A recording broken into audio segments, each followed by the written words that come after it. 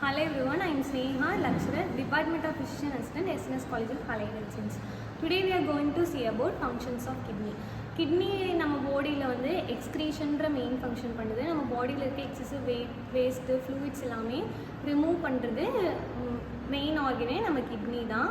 கிட்னியில் வந்து நிறைய ஃபங்க்ஷன்ஸ் நடக்குது. அந்த ஒவ்வொரு ஃபங்க்ஷன்ஸும் நம்ம எப்படின்னு டீப்பாக பார்க்கலாம். The first function is filtration and excretion. Glomerular filtration. நம்ம கிட்னியில் க்ளோமருலஸ்ன்ற ஒரு பர்டிகுலர் ஸ்ட்ரக்சரில் தான் இந்த ஃபில்ட்ரேஷன் வந்து மேஜராக நடக்குது. அங்கே இருக்கக்கூடிய க்ளோமருலஸ் என்ன பண்ணும் அப்படின்னா நம்ம கிட்னிஸில் வேஸ்ட் எல்லாமே ஃபில்ட்ரு பண்ணி டாக்ஸின்ஸ் எல்லாத்தையுமே ரிமூவ் பண்ணி எக்ஸசிவ் அயான்ஸ் எதெல்லாம் நம்ம பாடியில் எக்ஸஸாக இருக்கும் நார்மல் ரேஞ்சு தாண்டி அதை எல்லாத்தையுமே ஃபில்ட்ரு பண்ணி எக்ஸசிவ் வாட்டர் எல்லாத்தையுமே ஃபில்ட்ரு பண்ணி நம்ம பிளட் ஸ்ட்ரீமில் ஃபில்ட்ரேஷன் ப்ராசஸ் வந்து நடக்கும். இந்த க்ளோமருலஸ் தான் வந்து இதுக்கான மெயின் ஸ்ட்ரக்சரு. நெக்ஸ்ட் வந்து டியூபுலர் ரீஅப்சார்ப்ஷன். நம்ம கிட்னியில் இருக்கக்கூடிய ஸ்ட்ரக்சர் அண்ட் ஃபங்க்ஷன் யூனிட் வந்து நெஃப்ரானில் தான் வந்து இந்த ப்ராசஸ் எல்லாமே நடக்கும். அதில் இருக்கக்கூடிய proximal convoluted tubule, distal convoluted tubule, collecting duct இதெல்லாம் தான் டியூப்ஸ்ன்னு சொல்லுவோம். இங்கே வந்து டியூபுலர் ரீஅப்சார்ப்ஷன். இந்த க்ளோமருலஸ் ஃபில்டர் பண்ண எல்லா ஃப்ளூயிட்ஸு எக்ஸசிவ் அயான்ஸு டாக்ஸின்ஸ் எல்லாத்தையுமே இந்த டியூப்ஸ் என்ன பண்ணுன்னா திரும்ப ரீஅப்சார்ப் பண்ணும். ரீஅப்சார்ப் பண்ணி எக்ஸசிவாக இருக்கக்கூடிய டாக்ஸின் மெட்டீரியல்ஸ் எல்லாத்தையுமே இது ரிமூவ் பண்ணிடும். Next tubular secretions. Hydrogen ions, potassium ions, drugs இது எல்லாத்தையுமே பிளட் ஸ்ட்ரீமில் ஆக்டிவாக டிரான்ஸ்போர்ட் பண்ணுறதுக்கும் யூரினில் எக்ஸ்க்ரீட் பண்ணுறதுக்கும் ஹெல்ப் பண்ணக்கூடிய ப்ராசஸ் தான் டியூபுலார் செக்ரேஷன். நெக்ஸ்ட் வந்து பார்த்திங்கன்னா fluid and electrolyte balance. Kidney ப்ராப்பராக ஒர்க் பண்ணால் மட்டும்தான் நம்ம பாடியில் ஃப்ளூயிட்ஸ் அண்ட் எலக்ட்ரோலைட்ஸ் வந்து பேலன்ஸாக மெயின்டைன் ஆகும்.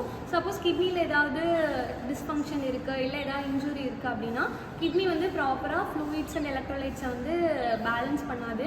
அப்போ நம்ம பாடியில் எடிமா வரலாம், லெக்ஸில் பார்த்திங்கன்னா பீடல் எடிமா வரலாம். இதனால் வந்து நிறைய ஃபங்க்ஷன்ஸ் வந்து அஃபெக்ட் ஆகும். Water balance. நம்ம பாடியில் எவ்வளோ வாட்டர் வந்து மெயின்டைன் ஆகணும் அப்படின்றத பேலன்ஸ் பண்ணுறதுக்கு கிட்னி வந்து மெயினாக ஃபங்க்ஷன் பண்ணுது. நெக்ஸ்ட் வந்து electrolytes balance. Sodium, potassium, chloride, calcium, bicarbonate இது எல்லாத்தையுமே ப்ராப்பராக மெயின்டைன் பண்ணி அதோட ஃபங்க்ஷனை ரெகுலேட் பண்ணுறதும் இந்த கிட்னியோட இன்னொரு ஃபங்க்ஷன். நெக்ஸ்ட் வந்து acid base balance. Acid base பேலன்ஸ்னால் நம்ம பாடியோட பிஹெச்சை மெயின்டைன் பண்ணுறது.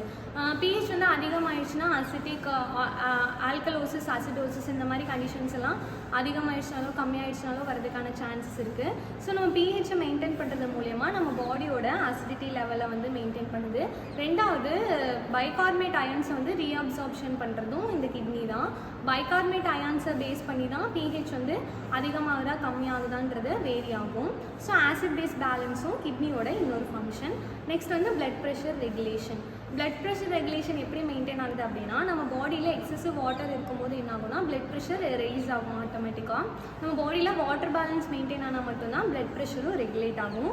So renin, angiotensin, aldosterone system மூலியமாக நம்ம கிட்னி வந்து என்ன பண்ணுன்னா ப்ரோஸ்டோகிளாண்டின்ஸை வந்து செக்ரீட் பண்ணும். இந்த ப்ரோஸ்டோகிளாண்டின்ஸ் என்ன பண்ணுன்னா நம்மளோட பிளட் ப்ரெஷரை ரெகுலேட் பண்ணுறதுக்கு ஹெல்ப் பண்ணும். சப்போஸ் வந்து இந்த சிஸ்டம் ஏதாவது டிஃபெக்ட் ஆயிடுச்சு அப்படின்னா ப்ரோஸ்டோகிளாண்டின்ஸ் வந்து செக்ரீட் ஆகாது. ஸோ பிளட் ப்ரெஷர் ஆட்டோமேட்டிக்காக ரைஸ் ஆகும்.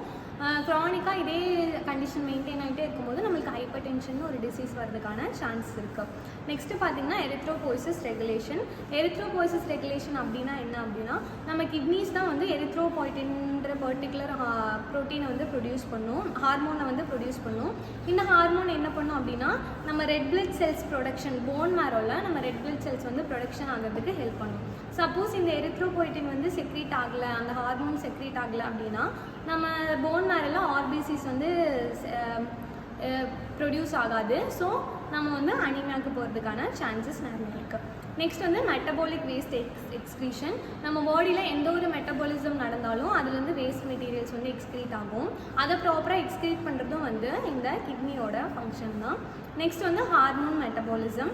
நம்ம பாடியில் இருக்க இன்சுலின், குளுக்கோஹான், பாராதைராய்டு ஹார்மோன் இந்த மாதிரி ஹார்மோனுக்கு நிறையா ப்ரொடியூஸ் பண்ணுறதுக்கு அதை கிளியர் பண்ணுறதுக்கு பிளட் ஸ்ட்ரீமில் ஹெல்ப் பண்ணக்கூடியது இந்த கிட்னி தான். ஸோ ஹார்மோன் மெட்டபாலிசம்க்கு இது ஹெல்ப் பண்ணுது.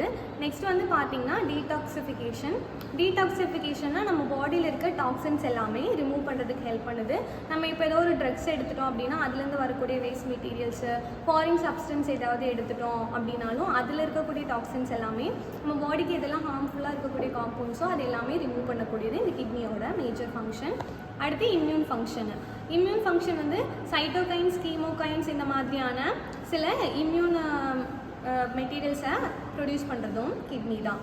இந்த மாதிரி கிட்னிக்கு நிறைய ஃபங்க்ஷன்ஸு பண்ணக்கூடிய ரோல் இருக்குது.